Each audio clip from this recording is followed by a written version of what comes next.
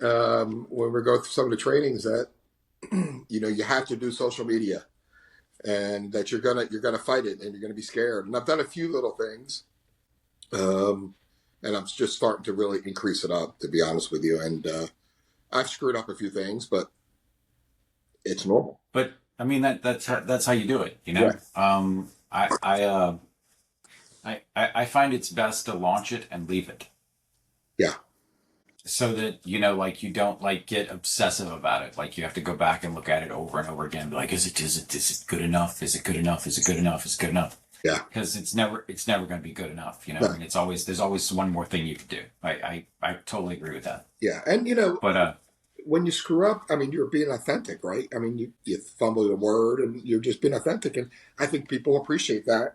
Um, I think they do, unless you are the president of the United States. Um, that's normal for nowadays, though, isn't it? To yeah. fumble. But they, That was a shit show so last night. yeah, it was beyond that, on all sides. Yeah, But anyway, I always say that anytime I look at politics, and then I look out into like I deal with people every day of my life that think about things politically wholesale different than I do, yes, and it doesn't matter I agree. because at the end of the day, this is the relationships we have here have nothing to do with how I calibrate you because you believe this or that. It has to do with how honest you are and how we work through these things together. That's right. You know, and no, I had I got to tell you about something I had today, man. It's really disturbing, actually. So I get this. Now this is going to take 1 second. Yes, sir. Okay, very good. Thank you. I'll talk to you soon. Send me a picture, okay? All right. Okay. No, I had this thing that happened today. Um, I have this very good opposing appraiser, super nice guy, and we got into and we had this decent sized appraisal going on, and he sends me his position after I send him mine, and his position looks pretty good. It looks pretty reasonable. There's a couple of things I might want to change, but it's pretty reasonable. And so it's like $980,000. Wow. Okay. And the carrier was at like 425. So I'm thinking, it's not terrible. Okay. Better than 35. But I go into this, but I go into the file. Okay. And it just seems like something's missing from my files. Like it just like something eerie. Like I always like before I do an award, before I sign an award, I always go back and review all the documents in my file to see if there's anything I'm missing. Okay. And I call the contractor and I say, I need to know what the last estimate was from the carrier. I see from 10 months ago. I see one from 7 months ago. Was there any that were any newer than that? He says, yeah, about 5 months ago. I'm like, what's it called? He told me. I said, I don't have it. It's not my file. I said, I have all your files, but I do not have this. So he sends it over to me. It's for $805,000. Whoops. Okay, so that recolored it, doesn't it? Okay, now, if you look at that file, it had no scope whatsoever. It was just like roofing, siding, HVAC. It was just no scope. And but they depreciated the hell out of it. Okay. Like it was, I mean, they depreciated it by like probably 40+%. Like, Including weight, like, right? yeah, like full depreciation, Yeah. like dollar for dollar, I think they probably even they put a dollar amount in. Okay. Like they didn't even do it by percentage. They did a dollar amount. Right. So it was getting the number pretty low, but I mean, it's an RCV policy. They were eventually going to get it. But I guess my point is just simply this, is that I'm going to sign an award that's different than I thought I was signing earlier today. It's a substantially different award. Yeah. Relative to what was offered. So you just kind of like, but it's still, I feel it's still right. Okay. And that's all that really matters. It's just, I kind of got excited because it was pretty decent. Yeah. Yeah. And now it's not so much. You But, know, but I mean, but still, I mean, you're getting $1 million roof. You should be thrilled. You know, I mean, yes. you'll be fine. This is a tile roof, I would assume. No, I mean, for real. Like, So it's a large TPO roof Okay. Wow. in a cold place. Yesterday we were talking about you have this theory, which you've taught me, is to make the opposing appraiser your friend, right? Don't go into it just bulldogging and things like that. John Pruitt posted something here recently about he had some issues with a guy. He said, I'm not changing my position. I'm just doing, and there was 2 or 3 line items that were just blatantly missed in small items. And the guy's like, I'm not doing anything, rock and roll on, whatever you're going to do. And yesterday you were talking about, trying to make everyone your friend. But in reality, you can't make everyone your friend. Regardless what you do, you can't change that person's opinion. And yesterday I saw the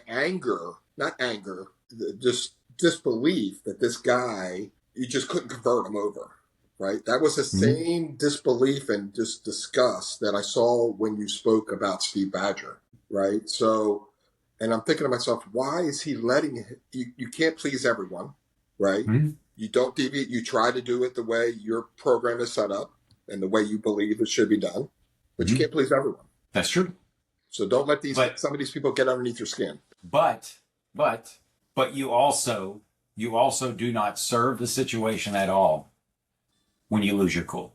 Right. You do not, because you're giving them to some degree what they're wanting. Exactly. And the best thing I've ever done in those situations is to do something like this. I agree with you. I could be wrong. I've been wrong lots of times. I don't think this is one of those times, but I'm willing to ferret out whether I am wrong or not, because it's reasonable that we should always try to do that here. And I appreciate that you believe something that I don't. And I appreciate that you may very well be right. That's the way to do that. Right. Because it's disarming. And it pivots you into a conversation that says, I respect you despite the fact that I disagree with you. Okay? And I'm not so proud of my position that I won't come to yours. Okay? And so that's the way to handle that. Yeah. And sometimes, look, I told a guy just the other day, I said, is it just me or are you kind of having a rough day? And he said, I don't really want to discuss that with you. I said, it's okay. I was just going to handle you with kid gloves if the world had beat you up today. And what I was telling him was, I care about you. Okay. And there was no way he could be mad with me for being decent with him. Okay. Right. He could, exactly right. If he was a dick at that point, he just was going to look like that. It wasn't going to do him any good.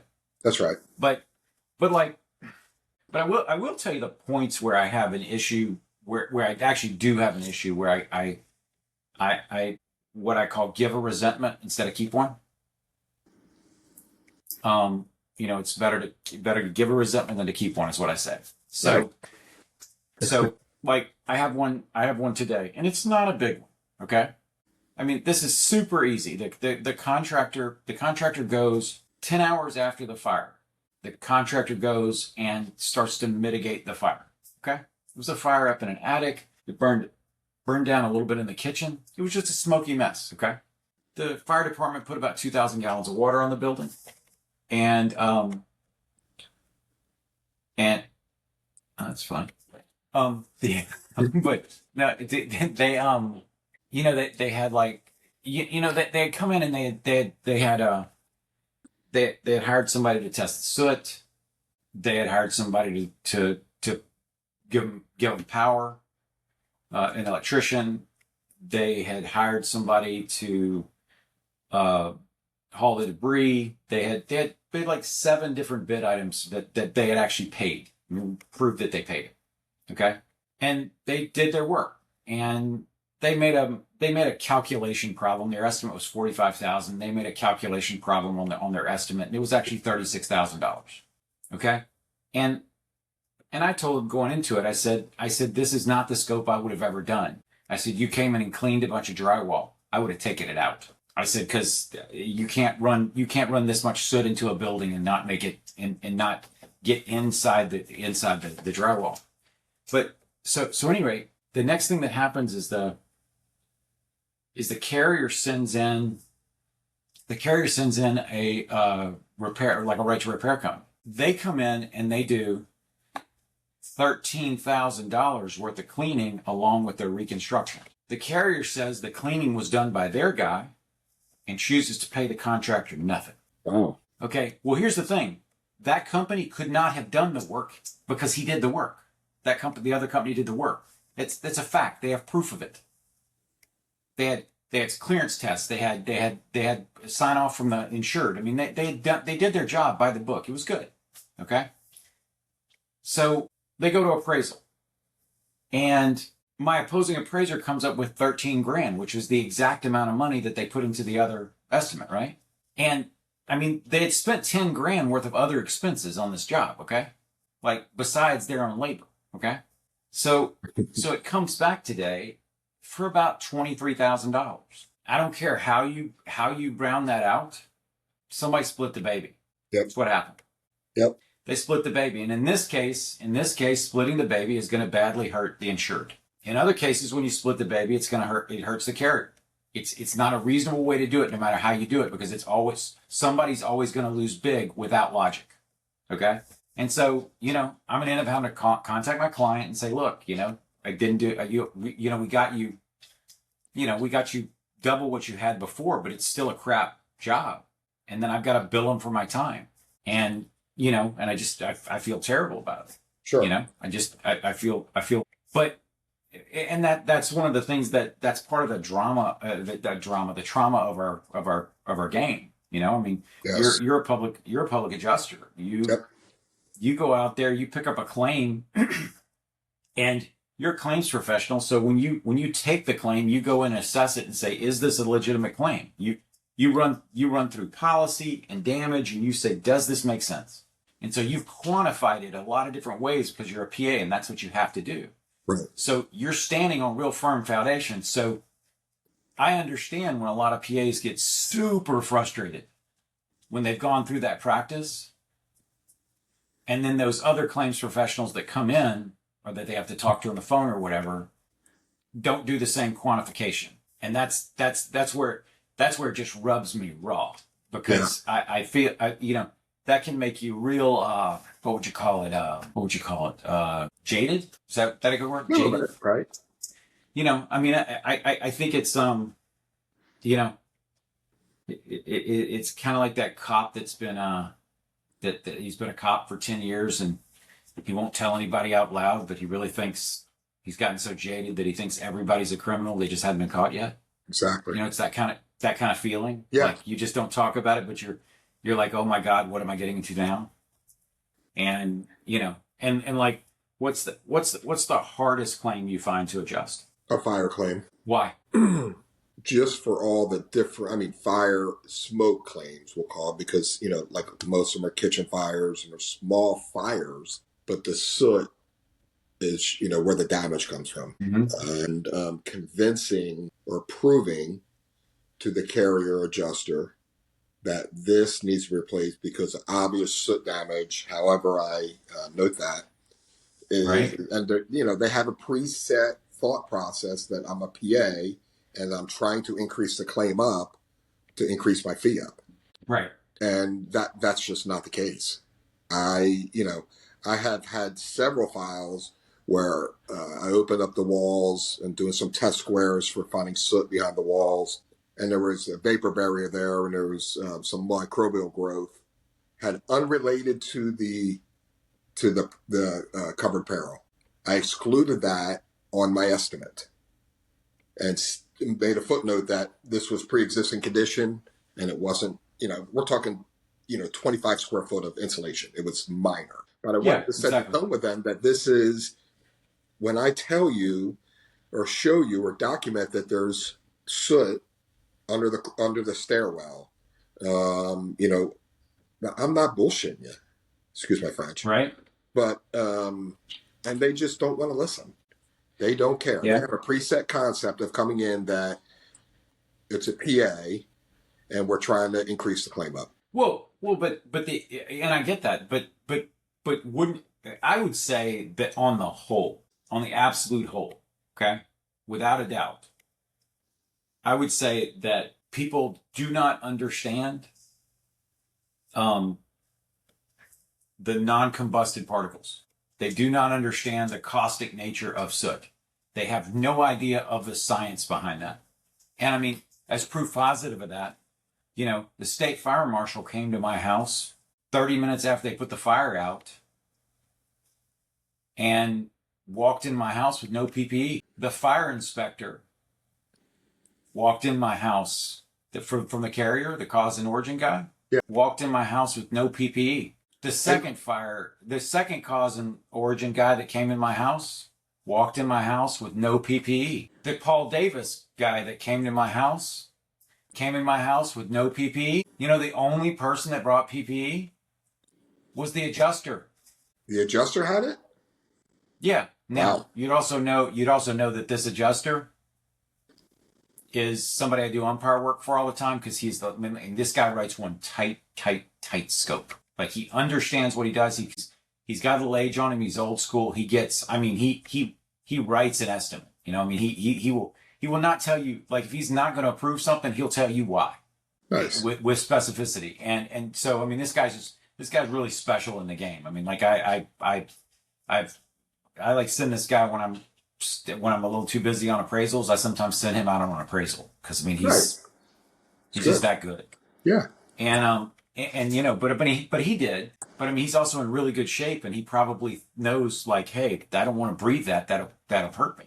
And you would think the fire marshal, the fire inspector, cause and origin, they know this. Like, how many firemen die from cancer from the residual of all this? Oh, I know. No, I mean, it's just utterly ridiculous. And I don't know. And I mean, but you see it not only on fire. You see people go in situations where, I mean, I had a meeting a couple of years back with, and Ken Larson was there, and Ken Larson had done like ATP testing in this building that morning, and he put a sign on the door. He said, you have to wear full PPE in this property. It's unsafe. They had removed like 20,000 square feet of asbestos flooring without realizing that it was asbestos. Gee. Yeah, that happens a lot too, David. Yeah, oh yeah. And then the carrier had come in and actually said, they'd come in with their mitigation people, and they had walked in this building. They'd done a couple of tests, and this was months before, and said, we're not going to pay you anymore. Your project's over. It's dry. And what Ken Larson did to him, which was hilarious, is he held up a business card, and he said, man, let me get the problem. I'll take credit card cash. Yeah. He said to the guy, he goes, so you, he says, so you, we're sitting in this meeting, and he said, there was this guy, and he goes, so, let me see, what kind of meter did you use? And the guy tells him, he goes, oh, that's the same one I use. When was it calibrated? And he tells him his company, he goes, man, that is top notch. So many people don't calibrate it properly. And he says, what setting did you have it on? And he tells him, and Ken goes, oh, so you were shooting about this deep. When I did it on this one, so it was shooting about this deep. That's why you didn't see the water. And the guy just turns 3 shades of red in his executive general adjuster that's there says, like, you can leave now. Anyway, but we got it from that. We got it from there, and we walked into the building where the asbestos had been removed, and the preacher, Ken, the contractor, me, all, and the attorney all wore PPE that Ken provided. And everybody that came from the carrier rejected it and walked in this building and stood in this building for an hour just sucking this stuff down. And like, I backed up and I took a picture of them, and I put it online probably 50 times since, because it it blows my mind because, like, what set of circumstances did you go through that would cause you to be this ambivalent to your own health? This, I mean, you can go completely off the chain, okay? Yep. And go, you can say anything you want about like what decisions they make on the claim, but you would think this would be, you know what this would be the equivalent of? Would it be the equivalent of? This would be equivalent of you just, you know, jumping off a roof and thinking it's just okay. Yeah. From 5 stories. Like we don't need those damn ladders. You know, I mean, like nobody would do it. But whenever it's stuff that you can't see with your own eyes, they think that it's not real. And I always tell people, have you met anybody who installs countertops or fiber cement that's over the age of 40 and working? They're either dead or drowning. Either way, they're not here. And most people don't have the first idea that these perils exist. And you know what they also don't understand about fire that just pisses me off? Like, it does not take a brain surgeon to read what happens when you pour water on top of fire.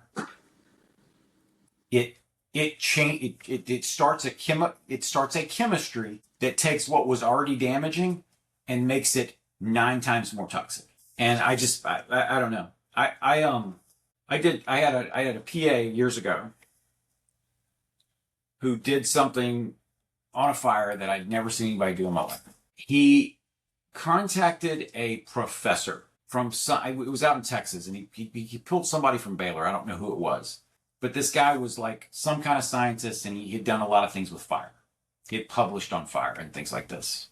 And so this guy came in and wrote a report, and all he did was write a report of toxicity. And so you have this professor write this report, and he sends it into the carrier and says the following is toxic for the following reasons. And these are the results. Like, this is what happens when you breathe this.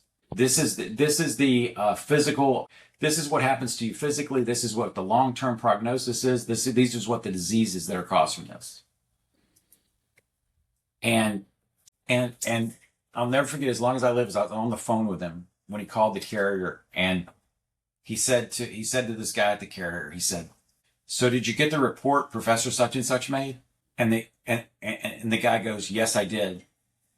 And he said, "I know that you can't spend a lot of time talking science with me, but I want you to take this at least to your claims examiner when you take this file to them, and explain to them that science is probably going to be the thing that science is probably going to be the thing that ruins you in court, because that's not me saying that this is toxic. That is a scientist saying that this is toxic." Yeah. And we're gonna need to address this together. Otherwise, we're gonna have to stop. And it was so funny to hear this guy say it. He goes, "Well, I've never heard it said quite that way." He says, "Well, I think you should give it to these people because they should understand what they're looking at, because sometimes they don't understand." He says, "I'll bet you didn't understand that you could huff this stuff like 4 or 5 minutes in the right concentrations and walk away with cancer 5 years from now." Yes. You know, like he says, it really is that simple. You think it's just ignorance or cockiness? Well, I would say it's ignorance, okay? I would say it's overall ignorance. Because, I mean, keep in mind that, you know, used to, you know, they would take the adjusters and send them out to Colorado and, I mean, burn houses down and tear roofs up and show them what wind damage looked like and show them what water inside a structure looked like and how to sense it and how to, I mean, all that stuff. They would show them all the perils and how to assess them.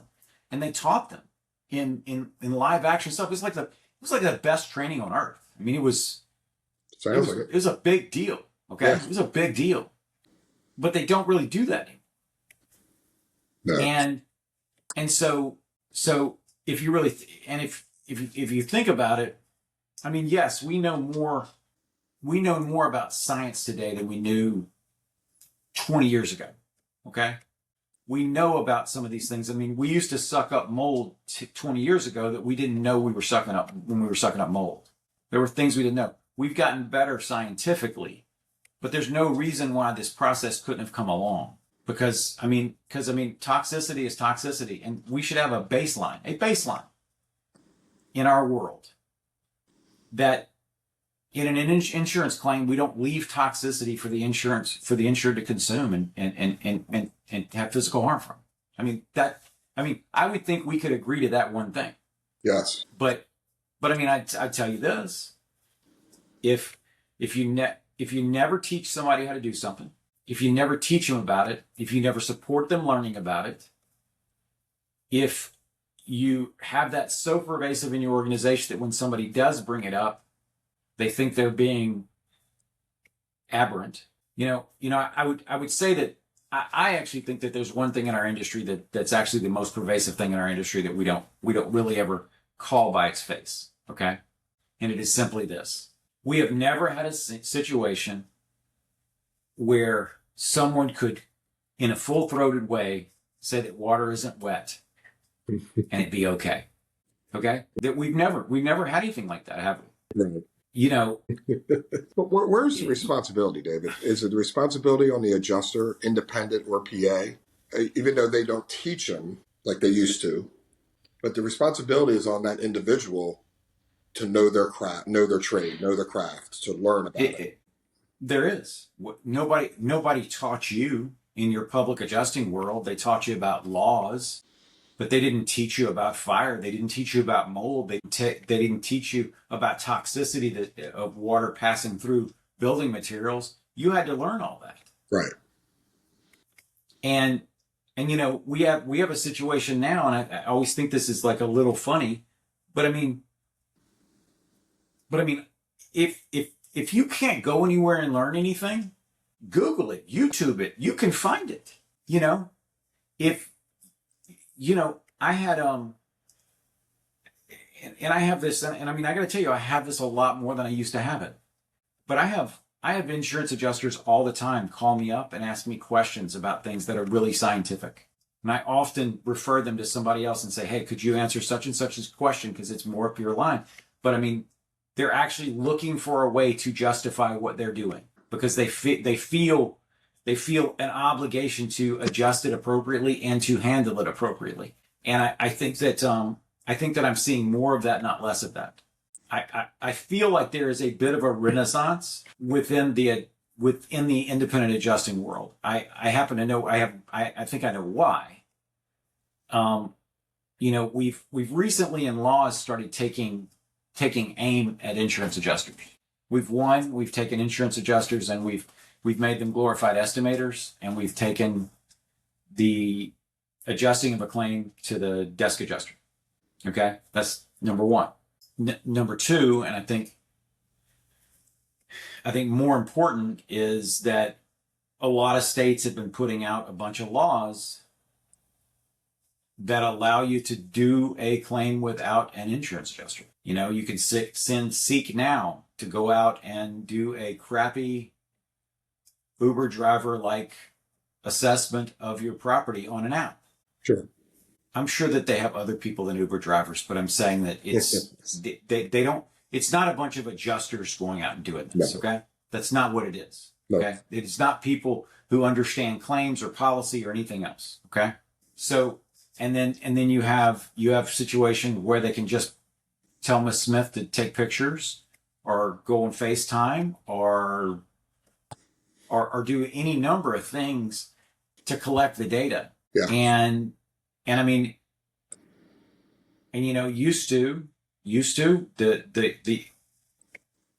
to the IA would show up, sit down at the kitchen table with Miss Smith and say, what I'm going to do is the following. I'm going to turn this into the carrier. They're going to review it. They're going to approve parts of it. They're going to get this to you. Your responsibilities after your loss are this. So you need to make sure you do this and this and this and this and this. So like it was a professional conversation that mattered because it set expectation and, on down the line. Okay. So, but the contract, the policy says the burden of proof is really on the insured. It is now. Yes. Yeah. Now they pivoted it, and that's the thing. Now that it's on the insured, And this is one of the reasons why I think that, hold on one second. Yeah, I've got an unresponsive, You got an unresponsive camera? unresponsive charge. Unresponsive charger? Do you need to fix that? I do need to fix that. Give me 2 seconds if you don't mind. Take your time. Should have rectified your. Bear with me 1 second, David. You're fine. Oh, I've got a charge going. Look at that. It's amazing. Perfect. All right. Sorry about that. Well, there you go. That's no big deal. Is it going to keep up? It should. All right. Very good. Well, what would you say? What would you say your biggest worry is if your area receives a direct hit from a large hurricane? What's my worry? Mm-hmm. I don't, be honest with you, I've learned to just take, slow steps. I've experienced Lake Charles. I've experienced Florence here in North Carolina before, and I was overwhelmed and got all out of whack. A lot of this is just day by day. I don't have any expectations of doing X amount of files. If I do one file and I do it the best I can, cool. If I do 10 or 15, whatever it is, but I'm not going to over inundate myself with files. I have a commitment to these customers, and they're going to have my attention. I'm not going to be sitting there looking at my phone and worried about the next one or what. So really, you get down to it, you've honored the age-old principle of not taking the work unless you can do it. Correct. And I've done it before. And yeah, and we've all taken more than we could handle. Okay. Yeah. And I stay on all these people, these umpires, these appraisers, I stay on all of them for taking on much more work than they do. I don't spend a lot of time beating on the PAs, but the PAs are just as bad, if not worse. Yeah. I mean, like I had a PA call me once after one of these storms. And he called me up. He says, I have a little problem. I said, what's the problem? He says, I have 161 files for which I have sent in my letter of representation, met with the insured one time, and not spoken to them, nor assessed their loss, nor sent in an estimate, nor done anything. And I said, well, you kind of should be ashamed of yourself. He says, I am. And he says, I just need you guys to go assess these and send me the estimates. I need to do that. I have to get out of this. And I said, look, do that, but also do this. I said, I need you to call a PA from another state, someone who's not busy, and ask him to come to your state and run 40 of those files for you, 50 of those files for you. Get a couple of them. Get them to just run those files for you. And I said, and split the fee with them and just be done with it, because that way it's going to be okay. That's right. And he called me 3 months later, and he said, thanks. He said, I did what you said. Yeah. He said, and that's hard for a lot of people to do. Yeah. He said, no, he told me it was hard. He says it was a hard call to make. And he said, the thing was, he said, I called these people. He says, just like you told me. He says, I called these people and said, I got this problem. And they didn't say, you're a dummy. They said, what can I do to help you? I obviously can't fix that whole problem, but I can fix part of it. That's right. And he said, the cool thing was, he says, you guys went out and wrote all those estimates. He says, but he said, those guys started coming in and just walking into my insured's homes and saying, hey, I'm working your claim. I've got your estimate. I'm just checking it here to make sure it's right. We're going to be meeting with the carrier real soon to get this. He said, everything was okay. And I just, I think that, it's well, because the other problem is when you get all this work. I mean, think about it. Every job you've got right now has a little bitty piece of your brain, doesn't it? Yes, sir. And so when you get 400 of those jobs, you have no space in the brain, so nothing gets done. And that's what I've noted. I'm not going to talk about who this is, but I'm going to just talk about some people. I've noticed this thing going on lately where there are certain people and there's certain parts of the tribe that are that do things like say, you're a, never assume that your adjuster or insurance company will do what's in your best interest. What's in your best interest. And I think that is a pissant way to think. If they don't do what's at your best interest, it's not because you didn't operate with the expectation and the hope and providing them all the information to do that. But nobody's going to get it right if you just tell them that they're wrong from the get-go. They're just not. And I catch all these people. It's like that. You have those young PAs. We've all seen them.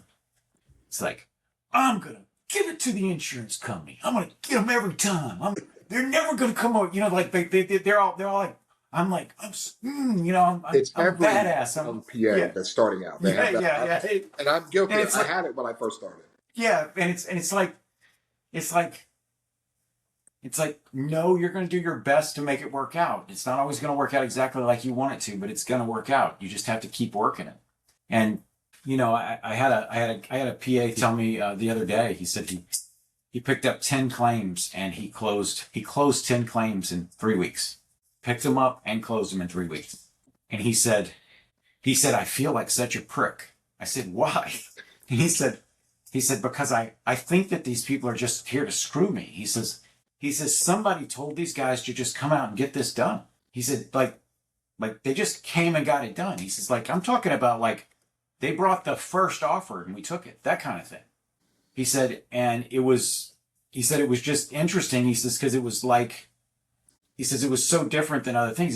He says, and part of it was he thought that these people were looking at him and were thinking, hey, you're another claims professional and we're just getting this done. They didn't walk in thinking, hey, you're a PA, you're just here to screw me. And he said, that was just, he said, when you don't treat me like I'm trying to screw you, I usually am not. That's right. And, That's right. and, and I just think, I just think that, sometimes I think that where you live in North Carolina, right? Yes, sir. There are some struggles in North Carolina that are worse than some other places on earth. Worse. Yeah, there are worse. There are places and times in North Carolina where claims go to die, where they last much longer than they should because there's not as good legal means as you should have there. Correct. And there's just some real nefarious things happen. You could have 100 good things happen and have 30 things just kind of linger in this that shouldn't for any good reason. And I've noticed that over and all in that market. It's just that market's just a little bit of a weird market. I'll give you one. I had this PA years ago there who went in there and dropped in. Kid you not. He jumped in. He did 100 claims under his public adjuster's license. And in North Carolina, what do you have to contract as? He didn't have an entity license. He had his entity, but he had to have his name on the contract. It wasn't a firm, it was him. And because he didn't put his name on it, they had no they had no obligation to pay him. So he didn't get paid on 10 of his biggest claims because he had no legal recourse. No. That is some painful shit. Listen, I recently, with the last year, signed a big commercial fire claim. And I have 2 contracts. And one is any increase I get, I get a certain percentage of that. Any, if they have carrier hasn't issued anything, I get a piece of the entire claim. Legally, I can get every claim. I get 10% or whatever it is of every bit of the claim. But if I haven't done the work and the carrier's already, issued $200,000, whatever, I'm not entitled to that as far as I'm concerned. Oh, you mean you have ethics and stuff? Yeah, believe that. That comes from that comes from your banking background. I guess. You think that thing. I what I always thought was kind of cruel to the PA is oftentimes the PA will not get loss of use or contents. Won't pull their money on either one of those. And yet had to fight tooth and nail for those 2 things. Correct. and did it for nothing. And I always think about that, how that's just like, it's kind of, to me, it's a matter of cruelty, because it means that your overall percentage is far less than you really were doing. And I've seen people have to go through the negotiations on contents claims that last for a year. Yes. Yeah. And I was guilty of that in the beginning. I did that. Yeah. I didn't charge for ALE. I still don't charge for ALE unless I have to get really involved in it. I've been lucky so far. Yeah, and oftentimes you don't have to get really involved in it, but you also know that, the moment that loss of use is engaged, your performance is like, you got to be like on like Donkey Kong, because now we're on the train. It's going to come to an end at some point. That's right. And did I tell you what they did with my contents? I'm sure I've heard. Well, I asked my carrier for $30,000 of my contents money, because they didn't give me any contents money. I said, I want $30,000 of my contents money because I need to buy some basic items: beds, television, washer, dryer, stuff like couches, just some basic stuff, real basic stuff. Because right now I'm renting from Court Furniture $4,000 worth a month worth of crap. And I mean, that's more expensive than the rent on the place I'm staying. Yes. Okay. And so we're just trying to end that, because there's no sense in spending that money. That's right. And I mean, I haven't even asked them for my full loss of use policy or anything. I just said, we don't want to spend your money. Like, it seemed like a good idea. And they came back. It said no. They came back and said, "Oh, that was denied, but we do have your contents monies, and we're going to send them to you. $13,000." To which I said, so let me just say, if I had no damaged contents, but you had just sent me an estimate and money to gut my entire home, I would have to remove my contents. So given that fact, do you think $13,000 would actually get my contents packed up and moved out if they weren't damaged? She goes, no. And, I'm like, I told her, I told my adjuster, I said, look, I said, I'm not trying to beat you up. I said, I know you're a little confused here. I said, but let me see if I can explain this to you. I said, there's $75,000 worth of contents in my bedroom. There's $36,000 worth of contents in my bathroom. There's $144,000 worth of contents in my closet. We have not left the rest of the house yet. Yes. I said, we are so far past policy, it's unreal. And I said, and that's without covering the $100,000 worth of jewelry that was unscheduled that I'm not going to get paid for. Yeah. And $13,000. $13,000. That is right. And that was after recoverable depreciation. So that was ACV? Yeah, it's RCV. Okay. I get in Florida, you get RCV on fire. Okay. If you have a fire, anything that follows that is always RCV. Okay, nice. It is. It's one of the three things. $13,000. Yeah. What the hell are you going to buy for that? Right. Why are they picking on you, David? Or is this just normal action in Florida? I don't think they're picking. I don't think they're picking on me. Okay. I think that they why are they doing that? Because you've won so many times? I don't think that. I think that it is immensely difficult for a desk adjuster to manage 100+ files and know what's important and be able to take that upstairs and get multiple approvals on it. I think it is immensely difficult for them to do that. Matter of fact, I would bet you my bottom dollar if I went and filed something with the state, and I went and filed something with the carrier, and I had a lawyer contact them, I would probably get my contents payment pretty quick. Yeah. Not because they weren't going to do it anyway, but because it forced their attention. And I think there's the rub. And the other part is, Tom, if I had you sitting at the carrier in the desk adjuster position, then you would, because you're accustomed to it, okay, you would look at something and say, oh, we gutted this entire house. We probably need to go ahead and pay out all the contents. We gave them every single thing in the house, the entire thing. The only thing that's left is bricks and studs. That's it. I mean, like, we're probably going to go ahead and need to just cash out their contents policy. You know? Well, you would And think too the level of detail of documentation that you have sent in, that right. would be a really good indication that, hey, this is all legit. I mean, take what you're. Well, I mean, I sent them a 1,600-page file. I mean, is that not enough? I guess that wasn't. I mean, it was every line item. It was a full contents estimate. I mean, it had a price, a published price by each one, and then I had over half the house just cleaning, and now none of it can be cleaned. None of it. I mean, it's so bad. It's so bad, to be honest with you, that we just quit going over there. We just quit. I mean, it's probably a smart thing to do, right? We talked about I mean, this. we wore PPE and everything, but I mean, like, it's just, I mean, what I am going to do, in 3 weeks is I'm going to have every single thing taken out of the house, and I am probably going to put it all in a couple of connexes on my property in case they don't pay me for it. And then I'm gonna go ahead and gut the house completely. And then I'm gonna decide what I'm gonna do. Yeah. But we know where this is going. I hope we don't. And as I told for it to go there. As I told my adjuster, I said, I want you to understand I appreciate what you do.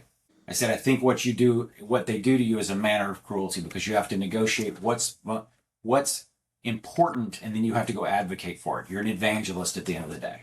I said, the truth is you don't have any real power. I said, nobody in your desk ever has. I said, the best we've ever gotten from a desk adjuster is about $7,000 worth of spending authority. And I said, and you're not dealing with anything that's even close to that. I said, you deal with my rent and stuff like that, and you do fine. And proof positive that you know what you're doing is all that's been handled perfectly. Like, not a single hiccup with it. I said, because it's within your ability. I said, it's the ability that's beyond you that's at issue. And I said, so I'm going to ask you sometime soon to give me some priority and get this finished. I said, because I'm going to be at a point in the really near future where I'm going to have to make some decisions. And I said, one of those decisions, I told her honestly, I said, one of those decisions are, do I have enough time to have my house rebuilt before I run out of ALE? Should I sell my house where it sits and go buy something else? Should I call in every favor I've got and put my house back together in a hurry? I mean, just what I have to figure out what's going to be what. I said, but the problem is, I said, you got $100,000 you got to give me for the rest of my dwelling. You have $300,000 you have to give me for my contents, or else I can't make that decision. And I said, that's holding me up. I said, eventually I'm going to have to get some help. I said, I don't want to do that. Yeah. And but did she catch on? I think she does. I don't know that they have the capability. Like, what they're going to have to do, I mean, you understand what they're going to have to do. They're going to have to take my estimate, and they're just going to have to put a number on it, just pay it, okay? And they typically don't like to do that. By the way, if you work for the carrier and you write contents for a living, it's because they hate you. You remember that movie Office Space, where that guy with the swing line stapler? Oh, did you ever see that?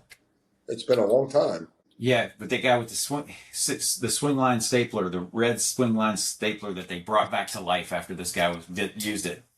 They just kept putting him further and further away from everybody. Yeah. And that's the contents people. It's terrible work. I got people on my staff that love doing contents, and I think they're the biggest freaks ever. But that's them, right? Yeah, that's true. That is not me. I've done several contents, and it's not. I hate it. There's a huge need for it, especially in the North Carolina market. Everyone's getting out of it, and there's a few people that I see online that are, that appear to be specializing in contents only. But it's just a dying breed. If you ever get jammed up on contents, I know an estimation firm that'll write it for you if you just collect the data. Yeah. They do. I have people that you know the secret to writing good contents, right? Is you have to be a girl. You have to be a girl. You asked the right Because question. because here's the thing. It's like you probably have a belt on. I know. And I think it's a belt, and I'm going to say that's a belt. It's a leather belt, and they're going to say it's a leather belt from such and such that has this particular characteristic, and it's a $112 belt rather than a $21 belt. You know, what I mean, Yeah. it is that different. That's right. You're right. And I just think that I think that I think we're going some great places, actually. I think that we're gonna. I think that some things are going to change sometime soon because we have this thing that we do in the industry. Okay, and if you look back in time, you could look back at Florida is a really good example. In 2003, the pendulum had swung back to the carrier pretty hard, and after we had some strong storms, it swung back a little bit. In 2008, it swung back the rest of the way.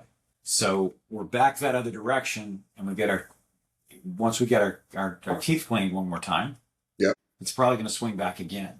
Always does. The History is always a good indication of the future, right? it is most of the time. Yeah. I will tell you this though, in our industry, I mean, I'm not kidding you. There's never a week that goes by that I don't find something that's absolutely like, what? Never seen that before. I mean, all the time. Look, I have a client right now, okay? And I'm doing some appraisal, okay? I'm doing some appraisal for him, and I've been replacing some of his appraisers. Like he's Wow. been firing them because they have done things like not done their jobs or gotten in weird relationships with the opposing, just all kinds of things. Well, this one that I got today, I don't know if somebody's conscience was getting into him or something, but somehow or another, a string of emails got forwarded to the public adjuster from his appraiser, and it had comments like this between the panel, all three of them.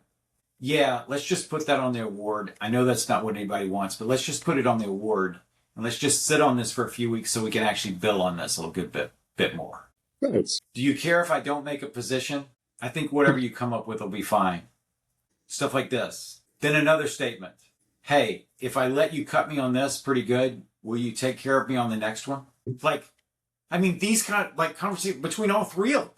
Just like That conversations doesn't surprise me. so I mean, and somehow, so I figured that this guy's wife or something just picked up his phone and shot it over there because she figured her husband was doing something terrible. Yeah. But yeah, I mean, but I mean, you wouldn't think that stuff happens. It doesn't surprise me. Everything is, first of all, everything is discoverable, right? And someone's going to sniff this out like it's happened. And Oh yeah. Look, And let me tell you something. it's Let all me about tell the you- money. They're trying to make the money. They don't care about the insured. They don't care about the carrier.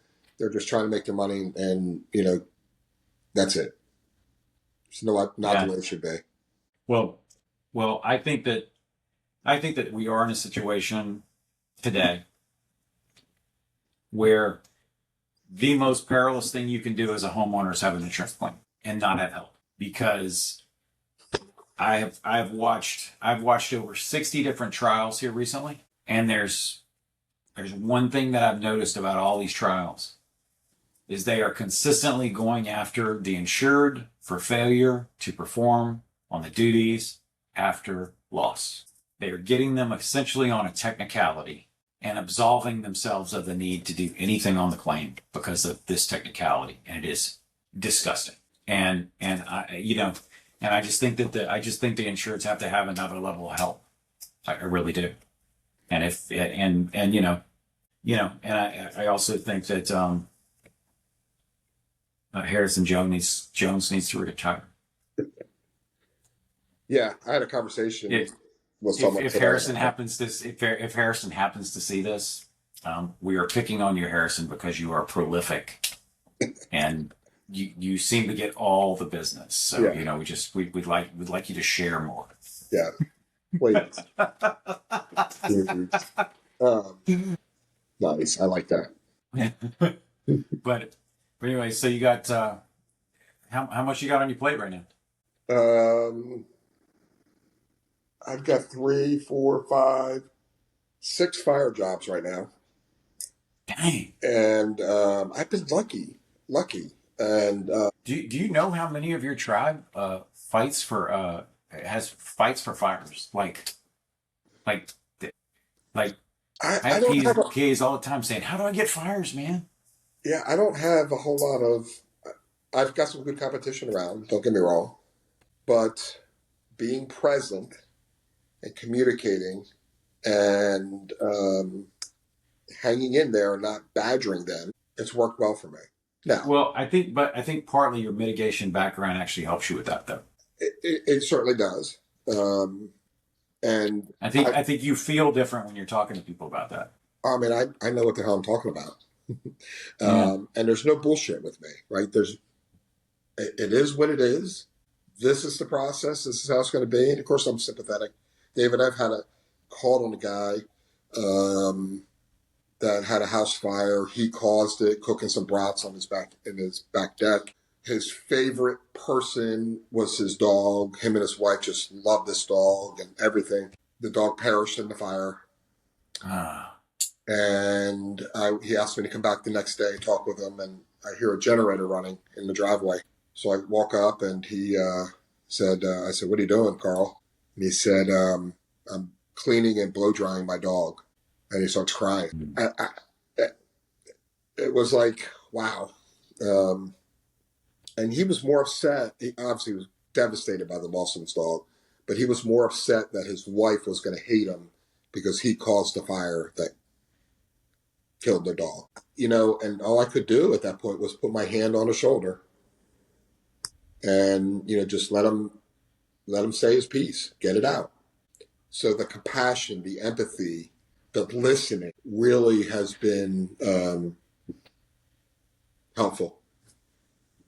And Wow. and I'm Tom, right? I get it. Yeah. I'll take the phone calls at 11 o'clock at night. I'll be available for with them when they have those questions. I don't show up with a document for them to sign. It's the least of my concern. That's What awesome. can I do to That's good help you? advice. What That's can good I do to advice. help you? Yeah. Well, I think I've told you this before. When I was having my fire, I was standing out front you know, the smoke just billowing out of my house and the fire department there, and I'm standing out in the corner of the yard with my wife, and I just said, "Hey, you get a divorce when you get a fire," and I said, "You got to stay really, really close to me, and I got to stay really, really close to you, because this is going to be a lot of pain. This is going to Yes. hurt."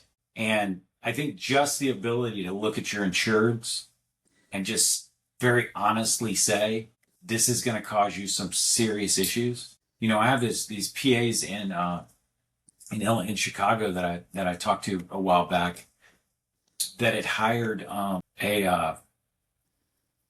like a psychology company to deal with their insured specifically on fire. And they said, "Don't think that we're just so moral." He said, "What we actually are doing here is," Relieving some of themselves. he says, what happens is their young adjusters get burnt out dealing with this trauma from these people, where they just try to be there for them, and it destroys them. Yes. It destroys them, takes them straight out of the industry. And he said, so it keeps them to get through that 2 to 3 year period where they can start kind of like keeping Yes. from taking it all too personal. And so, I don't know. It's just an interesting concept to me, because I wouldn't wish that peril on anybody, but the people that do that work with people in that peril, their value is so high, because just to be the ability to understand that. I have a PA that's kind of like you that actually owns a restoration company, and he does something on fires at no cost. When he picks up a fire, when it's right after the fire, he says to the insured, he said, look, he says, I need you to make a list of the things in the house that you absolutely, positively can't live without. The stuff that's memorabilia, the stuff that's family heirlooms, that stuff, I need to know what that is. And then he sends his people in and he cleans that stuff. He said, it won't be a huge number of things. It'll be some pictures and some this and some that. He said, but he'll clean that stuff and clean it really well and give it back to them. Yeah. He says, like, just giving this to them in their temporary housing, just walking through the door and saying, we brought all your stuff back to you. He said, just seems to just lay them down, like, emotionally in a way that's just really, really helpful. He says, because we don't understand. And I never really understood this personally until recently. You know, I like actually miss my desk. There's something I like about my desk. It's comfortable. It's my spot, right? That's right. That's right. You know, it seems so minor because it's just a desk, damn it. But it's my desk. It's been my desk for 17 years. That's it's right. My desk. You know? That's right. And I never really thought about it. And it makes me feel, when I say it, it makes me feel a little pretentious. Yeah, I get it. But it's not. It's not. And that's what, I'll tell you what though. I will never have so many clothes again, ever. Everyone always says that though. I will not. I will not. Matter of fact, I'm so committed to that if they buy me something around here, I take it back. Really? Because I don't want it. I like it was so disturbing to me to assess my clothes and find out that I had that many clothes. I mean, it bothered me on such a level. I'm like, what? I mean, I could have bought a car with this. You had that many clothes, David? Well, I could have paid into my retirement with this. You know, I mean, like we could have done any number of things. Like this is stupid. Yeah, it was terrible. I couldn't believe it. I also said that I always worried that if I died before my wife, she would figure out how much money I actually spent on my cameras. Oh, she knows. She knows that. But now I feel okay because we assessed her shoes. I was gonna say, how many pair of shoes did she have? Right? I mean, I'm talking. She blew me out of the water. I mean, like my camera equipment, nothing compared to those shoes. Nice. Nothing. Nice. Nothing. But I think I got some business up your way sometime soon. I'd love to come break bread with you. Yeah, absolutely. It'd be my treat as well. I gotta go. You'll be here for the hurricane. A little bit. Are we? Wait, I don't want to break your train of thought, but are we having the pickle sensation? We are ever so close. Like I went and got the pickles today and put them on the edge of the counter because I feel like we're gonna want these pickles sometime soon. And it's funny. Like I can know when it's coming, and I literally will want those stupid pickles. It's the oddest thing, because when I tell you I do not eat pickles, ever. You don't? I thought you did. No. I thought it was just for the hurricane season. No, I don't. I only eat. That's the only time I want them. Like right at the beginning, that's it. It's weird. It's like whenever it's about to happen, I just want pickles. And like this was the same. It was like the same way when I was a kid. Really? And my mom would say to me, she goes, "You don't like pickles?" I'm like, "I don't know. I just want them." And then she would say, we're having a hurricane. And she would notice, that there was a correlation there. And so I just got that. And what's really funny is like, there's people all over the industry that send me cases of pickles every year. I don't know. A couple of years ago, I sent you a case of pickles. Yeah. Yeah. So, because I wanted you to have that feeling. Yeah, because everybody thinks that, like, if we just do this, we could hopefully get the. That's right. We could maybe make them come. They don't think it works that way. No. Oh man! And look, having fun in this whole process, right? And when I went down to Mount Olive for their little festival down there, I sent you some pictures of the Mount Olive, and they were giving away free pickles everywhere. And I'm like, I gotta send him. This is Mount Olive, North Carolina, the pickle capital of the world. Yes, it is. I've been there. I had to send you those pictures. No, yeah. I think that you hit on one thing that's really smart. Is at the end of the day, we can never take ourselves too serious in this game. Hard thing to learn, though. Yeah, well, I mean, like, you're not gonna get everything done you need to get done today. You're not gonna get it done tomorrow. Not everybody's gonna be happy with what you did on this, that, and the other. Yeah. And you know, and I'll never forget when I was with a PA years and years and years ago. I was with him when he took a check to the insured. Now, this was a lot of years ago, and he took her a check for $500,000, which included contents and cleaning and reconstruction. I mean, it was a full and final settlement. And he took it to her, and he handed it to her, and she took it from him and said, "You're not proud of yourself, are you? You could have done much better." And he said, "Ma'am, that's your whole policy." And she says, "Thanks," and shut the door. I asked him about that some years later, about 4 years later, if it bothered me that if it still bothered him that she was that way, because we talked about it that day. And he said, "Believe it or not," he says, "she sent me about 30 customers." Oh, wow. He says, "She's never spoken to me again, but she sent me about 30 customers." He said, and I say, that's why, from where I come from, that's why we say we never know what dog's going to hunt. That's right. That's right. You really don't. I hope that you get a hurricane in your hood that is strong enough to make arguments and strong enough to do damage, but not kill anybody and not make anybody leave their home. I agree with that 100%. I think those are the best storms, like good category 3s that just do what they do and don't make everybody have to figure out. Because I mean, the other thing I hate is when we have to come in there after a storm, whenever everybody's displaced, there's no place for us to stay either. That's right. That's right. And so like that's why I say Hurricane Irma was one of my favorite storms, because except in the Keys, it pretty much kept everybody at home. Like Hurricane Michael, everybody left. Hurricane Katrina, everybody gone. It makes special kind of stress. And hey, I don't care who you are. If you got to move out of your house, it's just another level of stress. I don't wish that for anybody. No, it's brutal.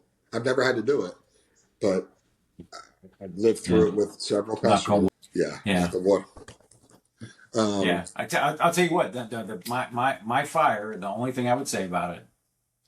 The only thing I'd say about it is I feel blessed by the experience to some degree, because it's given me a perspective that I could not have had any other way. And people think this is funny, but it made me realize, and I've said this in speeches that I've done lately, that I really do believe at this juncture of my life, with all my experience, that it is an impossibility for a typical homeowner to have a claim anything other besides a minor water loss or a roof replacement that they don't have, where they wouldn't have like a public adjuster to aid. Because it's just that severe, because you really don't have an idea what to do. Right. The only reason I could do it, and I'm a claims professional, I deal with this stuff all the time. And I mean, do you know the first thing I did when the fire department left my house? I called a public adjuster, and I know. Nice. And I said, I don't know how I can handle this, because I don't, like, it's affecting me emotionally in ways I don't understand. And he said, I'll be there at 6 a.m. He came in and assessed my house, which I was capable of doing. He came in and assessed my house and did that just in case I needed him. And he's advised me through the whole process. I have attorneys who's advised me the whole process. But most people can't do that. Most people don't have the ability to know that. And like, I just think about all the correspondence I've had with my insurance carrier. Come on now. I happen to be really good at this. I made my insurance carrier nervous. I was told this by the people at the EUO. I said, how did I make them nervous? And they said, well, every time you write them a letter, every time you write them an email, you started off by saying, I had a fire on December 3rd, 2023 at 3:32 p.m. Called the fire department at 3:36 p.m. Fire department arrived at such and such. Contacted your office. You were assigned to the claim. Spoke to you on this day. You asked for the following. I provided the following. I provided the following. I asked for this. You did not provide it. I keep going down the line. So it's like 30 things. And then I say, my request for today is the following. My request for today. So it's just all the way down the line. So like it's every time I do it, it's a complete drill down of what we've done. Like everything you've asked me, I've given you. Not all I've asked you have you given me. Right. And so I'll always finish it with, we still have some open items. Could you please check the number 1, 2, 7, 9, 12? Like, and she said that made her really nervous. And I said, why did it make her nervous? And he said, well, you write it like an attorney. I'm like, no, I don't. I said, I keep lists because I don't want anybody to say that I didn't do everything that was asked of me. So it's me running my own list to make sure that everything that was done was appropriate. I said, you don't understand. I said this in the U.S. You guys don't understand this. If I were to play fast and loose with you people and try to leverage this claim in somehow, I said, it would affect me personally in my business. I said, I can't do that. And I said, what you don't understand is every time you deal with a claims professional out in the world, they run into risk when they deal with you. Because if they don't deal with you properly, it can hurt them down the line. I said, I'm the same thing. Same exact thing. That's right. And then of course it doesn't make them feel good either when I tell them that they hired me to be their expert before. On a fire claim. Yeah. It was like, like, no, I tell them, the only way I'm going to sue anybody is if you make me do it. I mean, that's all there is to it. I mean, nobody wants to get into an argument, I agree. And at least, that what we don't remember, Thomas, that you public adjusters do so well is you have the ability of nobody else in the industry. You can adjust a claim and you do not have to knock down forever at your first meeting. You just have to get it going. And you're the only one that can do that. That is such a powerful tool. It's like, hey, let's get this advance to do these things, and then let's come back and deal with these other things. And that is the power of adjusting a claim. And that's beautiful public adjusting. And the best public adjusting I've ever seen is when people walk in and say, hey, we got a lot more to deal with, but let's get them dried in and get this done and this done. And let's come back and deal with the rest of this, after we get this mitigation taken care of to see what's what. It's a win. I think it's awesome. And I've had great success on my commercial claims with that. Yeah. Sometimes you just have to ask. Yeah, I love me some commercial claims because I love big chunky claims. Yeah, big chunky claims. I love it. No, I mean they're chunky. Like you like, hey, we're going to paint the exterior. Okay, it's the whole exterior. It's a big chunky thing. Yeah. We're going to do the roof. It's a big chunky thing. We don't have to. It's not like having, are we going to replace the rugs in bedroom 2? I mean, it's different. Yeah. I mean, it's just nice. Yeah. And the other thing on the commercial claim, I can also do things like I did a little while ago. I'm like, hey, can you just add $20,000 somewhere, please? Just somewhere.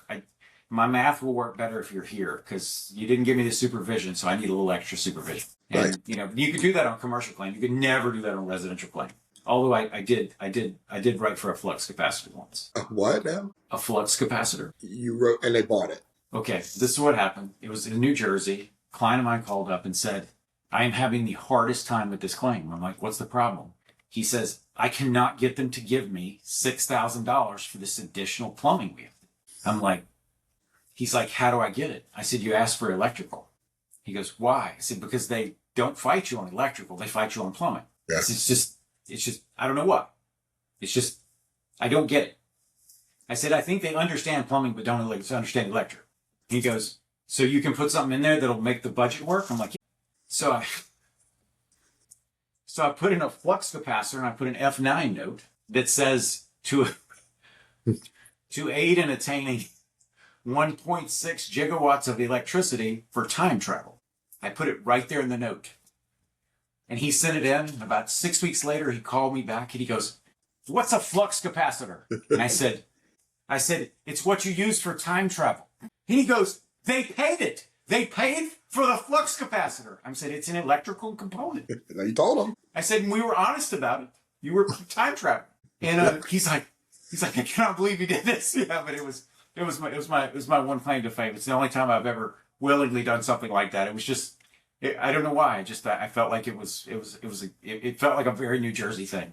Nice. Yeah, absolutely. Yeah. Maybe New Jersey's yeah. New Jersey has New Jersey has its own freaky ride on claims. It really does. It's the only place I've ever been where people would say, hey, you see where this car ran into the back of my kitchen through the garage? Like, yeah, that happened because the hurricane. No, it didn't. Yeah. No, it didn't. Because of that windstorm last night. Yeah. I'm like that's actually you can actually get that covered. You're a covered peril, don't you know? Yeah. Jeez. So, all right, my friend. Well, you have a good one. And you too, if buddy. you need anything at all, I'll be right here. So I appreciate it. Good to see you, Thomas. Take care, man. Peace.